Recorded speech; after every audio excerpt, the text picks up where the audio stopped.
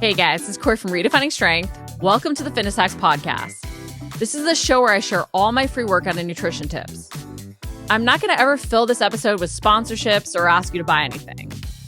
All I ask in return is if you're enjoying the podcast to leave a review or leave a 5-star rating. Or even better, share it with someone you think it might help. This will only take a few minutes and would mean the world to me and possibly change the life of someone you know. So let's jump right in. I'm going to give it to you straight, and I want to go over 10 sucky truths you need to own if you really want to see results. And I say own because we need to really assess what we're being faced with if we want the smoothest journey forward. There are still going to be mishaps, blips, mistakes, setbacks, but the more we oversell that negative to ourselves, the more we prepare ourselves for the hard. It's like marching into battle. You want the armor on, you want to have the weapons at hand. You don't want to just go into battle not prepared at all, because then you're probably going to get slaughtered. Things aren't going to go the way you really want. So we want to be as armed and ready as we possibly can when making a change, when seeking a new result, because that's going to make the process that much smoother. The more we oversell the negative, the more we prepare for it, the more we recognize the struggles we've had in the past that might face us again, the more we recognize our mindsets, the more we can really make sure that we're making changes based on knowing these things will pop up, knowing the downsides, knowing what might hold us back to overcome it better. Because when we don't know what's going to happen, it's a lot harder to plan for it. It's a lot harder to manage it, especially with a lot going on. So 10 sucky truths. Number one, the habit changes we need the most are often the ones we fight against the hardest. And the reason we fight against these things is because they're generally the most uncomfortable. It's why we haven't made them. It's why they're going to make such a difference if we truly embrace them. Think about a lot of times what hard you've hit that you've turned back from. What habit or lifestyle changes have you avoided making? Have you avoided tracking macros because it seemed too difficult? Have you avoided doing a set workout progression on your own because it seemed too challenging? What are hard changes that you have avoided? Then think, why have I avoided these? A lot of times, we come up with reasons. We've even researched to find reasons. Oh, well, you don't utilize more than X amount of protein in a meal. Therefore, what's the point of increasing protein? Or I've heard it's bad for your kidneys. Or, we search out any reason why not to do something instead of saying, hey, maybe the reason I haven't seen the results I want is because I'm not embracing this hard change. Why might someone constantly be telling me to do this? Why might I have encountered a lot of programs that are telling me to do this? Where could this benefit me? And the more we can find the benefits to then embrace that experiment and set a time that we're going to truly try to do something new, the more we can help ourselves move forward. But I can tell you that the more you find yourself resisting a change, the more you probably need it. And you want to even assess, what current trajectory am I on? What trajectory have my habits that I'm doing right now put me on? Am I doing habits that will move me forward towards my goals? Or am I repeating the same old habits that are leading me far, far away from my goals and never going to hit that outcome no matter how hard I work? A lot of times, again, going back to that hard habit that we don't want to embrace, that usually is the habit that is going to set us on the course to get the results that we want. So assess why you're rebelling against it, why you're doing all this research to prove that it is not something you need to do, and then recognize if you're doing all that to resist it, it's probably the habit change you need the most. Next, change is hard. Plain and simple. As much as some of us might say, oh, I like change, we don't like change. We like doing what's comfortable, and what we're comfortable doing is what we've always done. And the changes we do like are changes that we are willing to make, that we see the benefit of. So if we're going to make a hard change, a lot of times the more we can explain to ourselves why this will be beneficial, the more we're going to embrace it. But also the more we recognize that change is simply hard because we're unlearning old habits as we're learning new ones, the more we're going to embrace small steps forward, the more we're going to lower those mental barriers. Because a lot of times it isn't even the physical routine that's hard, it's the mental resistance to it. So if you've tried to make some changes and you're finding yourself sort of pulling back against them, realize that you are defaulting back into the safe. You know what the outcome of that is, even if the outcome isn't something that's moving you forward. So you're going to pull back every time you hit that same hard. And we might try and look for a different way around it. Maybe you try keto one time and then you go paleo and then you go vegan. You're trying the same restriction, just labeled in different ways. And by doing that, you're always turning back at the same hard instead of recognizing that change is hard. And at some point you have to push past that point you don't want to push past. Number 3, we stand in our own way. All too often, we quit before results have added up. It's not that we need a perfect macro ratio. It's not that we need a perfect workout. We simply need to realize that we are holding ourselves back from embracing the new lifestyle. We aren't embracing the new identity. We're even telling ourselves that things aren't possible. How do you know it's not possible? Have you tried it before? Okay, maybe you did try it a long time ago, but what in your lifestyle was different? What in your mindset was different? What might have been different that didn't allow that to happen then? Or was it simply that, you got 6 weeks in and you gave up? A lot of times we can't know what is possible until we try and prove it possible, and we really give ourselves a chance and opportunity to stick with the habits long enough. So we hold ourselves back. We hit the hard, we turn around. It is very, very hard to push our comfort zone. It is one of the most challenging things we can do. And again, we try all these different things. We hit that same hard. Yes, it might be this part of the comfort zone circle versus this other part, but we're always turning back to the same hard. And you might even recognize it's always at 30 days. It's always at 6 weeks. It's always at 9 weeks. It's always at a specific time of year. But you're going to recognize that you are hitting that same hard point and always turning around instead of saying, hey, why have I hit this hard? What can I double down on that's working and keep pushing through? Because a lot of times it's just not quitting that ultimately busts us out of the change loop and helps us see results. Number 4, success is failure. Have you ever noticed when you're watching a movie, a TV show, a podcast, whatever else, that when you're listening to someone who has really succeeded at a goal, they talk about all of their failures? This should tell us something. Success is failure. The more successful a person is, the more I hear them talking about their failures and not only what they learned from them, but just the fact that they had more of them. And success isn't the absence of those things. Really seeing the result we want isn't not having a hard, isn't not making a mistake, isn't not failing to some extent. I mean, the only failure is giving up, but it's always having those learning experiences. The key is just picking yourself up and moving forward after them. But the more failures you have had, the more successes you're going to have had because you're going to learn from them as long as you keep moving forward. So I would really have you question yourself if you've been like, oh, I've failed every other time. You just haven't kept moving forward. That might be the issue over the mistakes themselves. Because everything we encounter, every deviation, every hiccup, every even good experience is a learning experience if we choose to see it that way. The key is stepping back at points in our journey to assess what isn't working, to double down on things that are working, to assess why something might not be working and if we're even optimizing it. And then if it isn't working, get rid of it to do more of what is working or to experiment with something else that might be more in line with what is working. But just recognize success is failure. The more successful you want to be, the more you're going to have to embrace failures along the way. Then nothing works forever. Over the course of your year, your lifestyle changes more than you even recognize. A lot of times, January to May, we can have certain habits we're really motivated from, the new year, that maybe we're motivated for the upcoming summer. And then all of a sudden the summer hits and we're traveling more, kids are off of school, our lifestyle changes. And what habits might have been perfect for January to May may not be so perfect for May to even September. And then the holidays hit and new habits are even needed. The more we try and force a mold from one time of year onto another time of year, the more we ultimately sabotage our own success. You might notice you get really great results until about May, and then over the summer, things start to sort of slide, but you ignore those 1% deviations, it's okay enough, and all of a sudden the holiday season comes, you gain weight, and you feel like you're starting over in January. Instead of repeating the same cycle, forcing the same habits that worked in January on your summer, on your holiday season, why not assess what other habits you might need, what other focuses you might need? Yes, sure, maybe you want to lose more weight, but maybe the summer isn't the time to focus on that. Maybe you just want to maintain your previous results. Maybe during the holiday season, you're even struggling to maintain, so you're like, okay, I just want to gain less than I usually have, so I go into this January better off.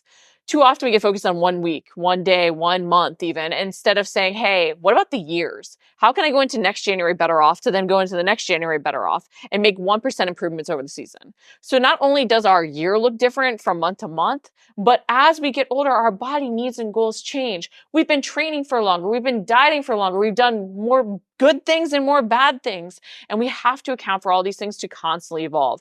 Even our mindset, our work schedule, all these different things will impact what we need. And one macro ratio that worked for you at one point may not work with the lifestyle changes you have now. One way of prepping may not work for you in the lifestyle changes you have now. So constantly assessing what you need. And if you haven't been doing a lot of the things you feel like you need to be doing, instead of trying to force a mold, say, hey, what does my current lifestyle look like? Just track that for a week. Don't make any changes, because even in seeing that, you'll see room for opportunity and growth that meets you where you're at. And the best changes meet us where we're at to move us forward. And it's those 1% improvements that we almost can sneak in without even noticing that we're making those changes that build that momentum, that build that motivation, that build that success mindset that moves us forward. So just recognize that nothing works forever, and we constantly have to be reassessing where we are right now to meet ourselves there, whether it's setting new goals, new focuses, new habits, just so that we can keep moving forward and see those results snowball. Recognizing that sometimes even maintaining previous progress leads to better results faster than we even recognize. Number 6, effort doesn't equal outcome. I've been guilty of it. I know most of us have been. The being like, I'm working so hard. I feel like the results aren't what I deserve. I deserve better, right? Effort is not actually action. It relates to a feeling. And I bring this up especially after following up with the nothing works forever, because what might not feel like a lot of effort, a habit that you're doing 6 days a week of training or a specific macro breakdown, might not feel like a lot of effort when you're really motivated during a specific time of year. And then all of a sudden you're traveling, the holidays are come, whatever else is going on, stresses at work. And what didn't feel like a lot of effort to do something then may all of a sudden, the same habit, feel like a lot more effort. The habit didn't change, just the feeling of effort, because the habit was mismatched to the time of year, to the stressors, everything else going on, now made it feel like a lot of effort. We're not going to get better results from doing the same thing just because it feels harder, but we feel like we deserve more. So we have to recognize that effort is a feeling. Working hard is a feeling. And you can even be working really hard in the wrong direction, not doing habits that are going to pay off. So you need to assess, why do I feel like I'm working really hard? Why do I feel like I'm giving all this effort and the results aren't paying off? Am I actually being as diligent in the habits as I think I am? Sometimes stepping back, we realize there's a lot of room for opportunity and growth in those habits still. Or sometimes we recognize, hey, these habits clearly aren't matching what I need. Or we're saying, hey, I'm doing good habits, but they are too much for the other stress that I have going on, because all stress goes in one bucket. And if we're putting too much stress in that bucket, it's going to overflow. So we have to find ways to reduce the amount of stress that goes into that bucket at times, which might mean that a habit that worked really well at one time of year does not work so well. Maybe you go from a full macro breakdown to, a protein minimum. Maybe you go from 6 days a week of training to 3 days a week. But sometimes you have to adjust those habits so they don't feel like so much effort, so you can get consistent and still doing something. Because so much of this relates back to our mindset. Are we putting ourselves in a success mindset or a failure mindset? Are we giving ourselves motivation to move forward, or are we leading to that negative spiral where we do more of nothing?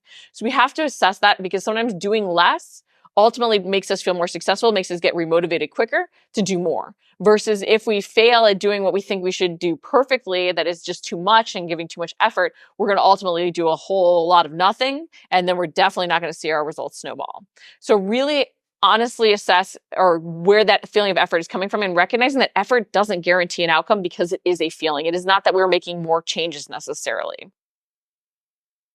And also, I want to throw out, if something's felt hard in the past, if you've been avoiding the hard, maybe this is why you haven't created true change. So if you feel like something is a lot of effort and you've avoided doing it or sticking with it long term, it goes back to what I mentioned at the very beginning. Often the habit changes we need the most are the ones that are the hardest, the ones we try and avoid as hard as possible. So really assess, hey, if I haven't been uncomfortable in things, am I really doing things that are outside my comfort zone that will build to the new me, that will embrace, the new habits, that will see the new results that I want? Number 7, someone always has it easier and it doesn't matter. And I bring this up because I don't think that we won't compare. I think we are creatures of comparison, and we need to own this instead of saying, oh, don't compare to others, because I think it's natural to. But that comparison can be positive or can be negative. It can be us saying, hey, what are they doing? What do they have? How can I use this to my advantage? Or it can be, oh, well, they had it easier. They didn't have the struggle. It can be a negative thing where we end up, putting ourselves down or writing ourselves off. But ultimately, what someone else succeeds with or what they achieve has no impact on you, except as potentially a learning experience to use their struggles, their overcoming of those different things to your advantage to learn from. But you got to focus on your growth and your improvement. And that's why I also think it's so key we go back to finding what our current status is. What worked for you in the past, who cares even? Focus right now on where you're at and what you need to move forward based on little habit changes from there. Because I do think not even comparing to somebody else, we compare to our past selves. I used to be so in shape. I used to be able to run marathons. I used to be able to lift X weight. I used to be able to do this type of meal prep. I used to have abs. It doesn't matter what you used to have. What matters is where you are right now to move forward. Because the more we compare, the more we hold ourselves back, the more we try and do what matched us then versus really meeting ourselves where we're at to move forward. Number 8, there's no one best thing. Nothing works forever, and we have to let go of a habit, even sometimes, that really worked for us in the past. Loved intermittent fasting? Great, but maybe it doesn't match your needs and goals right now. Did one thing to lose weight? Great. That's not what you're going to do to maintain those results. It's not what you're going to do to build muscle. A lot of times when we cling to previous dieting workout practices, we hold ourselves back from seeing the opportunity and learning something new. And I can tell you, I'm constantly trying to tweak and evolve, and I firmly believe there's something better out there. There's something more I can optimize. And that allows me to constantly move forward and ultimately make improvements. And I still go back to stuff that I used in the past because it did really work. But I don't feel like there's one best thing because I know that so much is changing constantly in my lifestyle. And the more I can really match whatever I need right now and let go of any tactics or tools and not see them as the be all and end all and not tie my identity to them, the better off I'm going to be. Because what you even use, like if keto worked really well for you at one point, hey, maybe that doesn't work for you now with the lifestyle you have. Maybe it did work to lose the weight, but now you want to add back in carbs. So you need to let go of that identity to evolve. The more we tie our identity in those tools and tactics, the more we hold ourselves back. But there is no one best thing. It's all about the systems working together. You're not going to find a magic move, a magic macro ratio. It's about how do these macros match my lifestyle right now, match my activity level, match how my hormones have changed, match everything else going on, even my mindset. What does my mindset say in terms of the foods I want to include in the lifestyle balance I want? Then you have to think outside the gym and outside your plate. So I think a lot of times, and I focus a lot on, what we do in our training and what we do in our nutrition, because those are often the easiest things to control. But we have to think outside of both the workouts and the nutrition component if we really want to see results. Because you can only train as hard as you can recover from. And a lot of times seeing a lot of soreness, not recovering in the way that you want, not seeing the results that you want from your nutrition is because something is out of line. We are not recovering well enough, which might mean we're not giving ourselves enough mobility work. We're not sleeping well enough. We're trying to do too much in our training. We're trying to underfuel. So it does relate to our plate and what we're doing in the gym. But we have to really see all the lifestyle balance too to see how everything's going to work together. Because if we don't assess our lifestyle and even our mindset and the balance that's right for us, we're not going to create our training in a way that really meets us where we're at. We're not going to create our nutrition in something that's sustainable based on what we need right now. And saying that, not everything feels sustainable and easy to start, but we have to assess, okay, if I'm doing something for this end goal, how realistic is this for me long term? Okay, maybe it's not realistic, but I know it will help me see better results faster. How can I create this off of a foundation which allows me to then steer into more of a sustainable lifestyle balance? It's why no matter if someone's doing keto, vegetarian, vegan, whatever else it is, I like them to focus on macros. Because if they do decide to cut out specific foods for a period, at least they know the macro breakdown that restriction is creating. So if you're doing keto and you realize, you're cutting out specific food groups, well, hey, if you're cutting out those carbs, what carb ratio are you actually including? Because just even by learning that, you can then work back in those foods. But think about, not only the foods, not only the gym workouts, but how you're sleeping, what your lifestyle balance is, even your mindsets. I can tell you that mindset matters most when it comes to achieving results. Whether you believe you can or you can't, you are right. And you might be thinking, well, I'm still doing the habits even though I don't believe in them. You are doing yourself a doubt. You are not optimizing the things that you are doing. You're not embracing them as potentially a new identity, stepping into this new habit, this new routine. And therefore, you're not going to replicate it long term. You're also going to find ways to do the minimum with some of these things instead of optimizing these things. And again, it goes back to trying to force ourselves into a mold where ultimately we end up feeling not successful with that. And we start to have that failure mindset. And then we start to do less and fall off of all those things versus saying, hey, what are small changes I can make to my sleep, to my lifestyle, to meeting myself where I'm at, to changing my mindset and how I even view these things to feel more successful and want to add on more changes. But mindset truly matters most. And it even goes back to, seeing yourself and the possibilities there because we hold ourselves back. We quit when we hit the hard, seeing where we're encountering the hard and wanting to turn back, right? All of that is assessing our mindset, assessing our self-awareness. And I can tell you one of the things I love the most about coaching isn't giving macro ratios, isn't giving workouts. It's about helping someone build better self-awareness. The more we are constantly assessing where we are at and our responses to things, the habits that are so unconscious, we repeat them and we have to really unlearn them first before we can even implement new habits. The more we learn about ourselves and those patterns we're repeating, the mindsets we have, the more we can move forward and constantly be evolving as we need.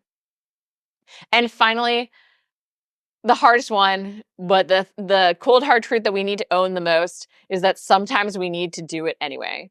You don't want to make that change. You don't want to adjust your weekend eating. You still want to go out with friends. Well, you know what? Sometimes to reach a goal, you have to shift from what eventually you want to do that feels sustainable.